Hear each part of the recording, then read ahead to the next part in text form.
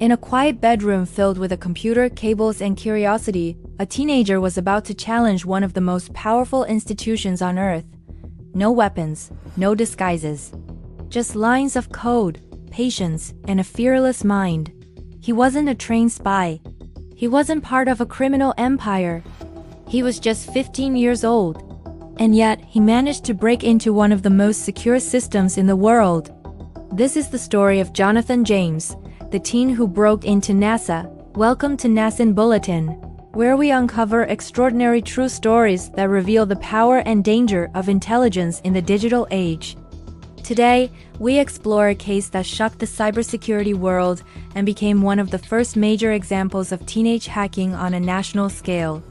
Jonathan James was born in 1983 in the United States. From an early age, he showed a deep fascination with computers. While most teenagers were playing video games or hanging out with friends, Jonathan was exploring systems, networks, and code. The internet was still young in the late 1990s, and cybersecurity was not nearly as advanced as it is today. Online, he used the alias C0mraid. At just 15 years old, Jonathan began probing networks, not randomly but methodically. He wasn't simply clicking buttons.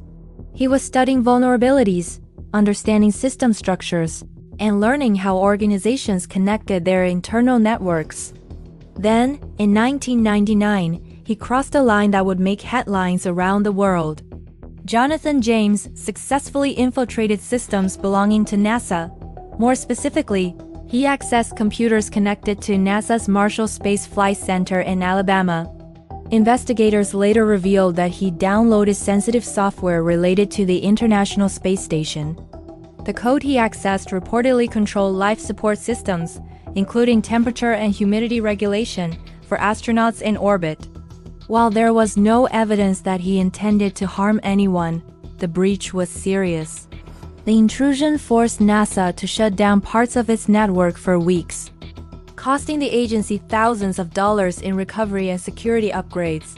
But NASA wasn't the only target. Jonathan also hacked into systems belonging to the U.S. Department of Defense, specifically the Defense Threat Reduction Agency. He accessed internal emails, employee information, and sensitive files. The scale of his access was shocking, especially considering his age. When federal authorities traced the attacks back to him, the revelation stunned investigators. The person responsible for penetrating government systems wasn't a foreign spy or experienced cybercriminal. It was a teenager working from his home computer. In 2000, Jonathan James became the first juvenile in U.S. history to be sentenced for hacking federal government systems. Because he was a minor, he received probation and house arrest rather than a lengthy prison sentence. He was also barred from using computers for a period of time. The case sent a powerful message.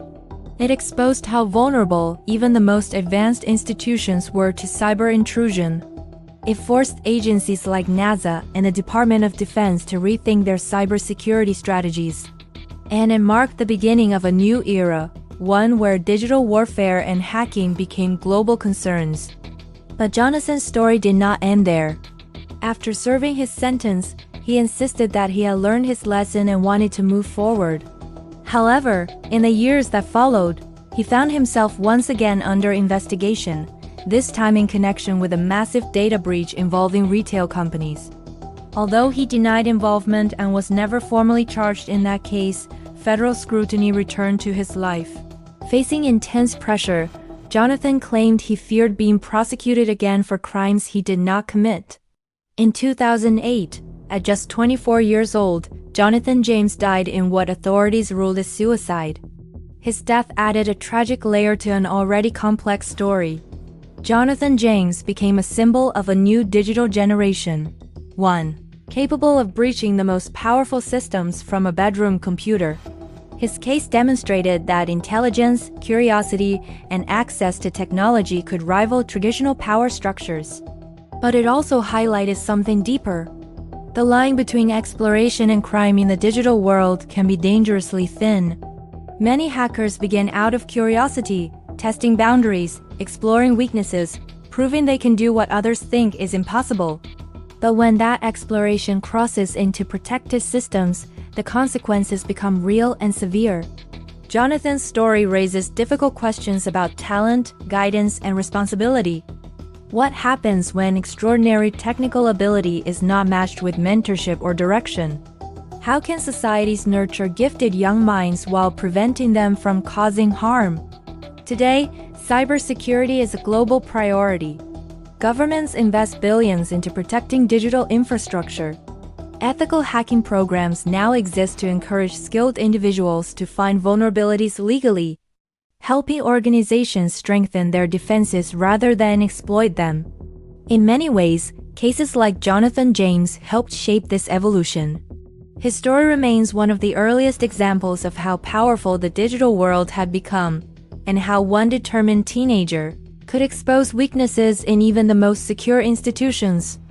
The teen who broke into NASA is not just a story about hacking. It is a story about intelligence without limits, about curiosity meeting consequence, and about how the digital age changed the meaning of power. If you found this true story fascinating and want more cinematic documentaries about real events, cyber mysteries, and extraordinary individuals, make sure to subscribe to Nascent Bulletin, like this video, and share it with others who are curious about the hidden stories behind the modern world. Because in today's age, power is not always held by armies or governments. Sometimes, it begins with a keyboard and a curious mind.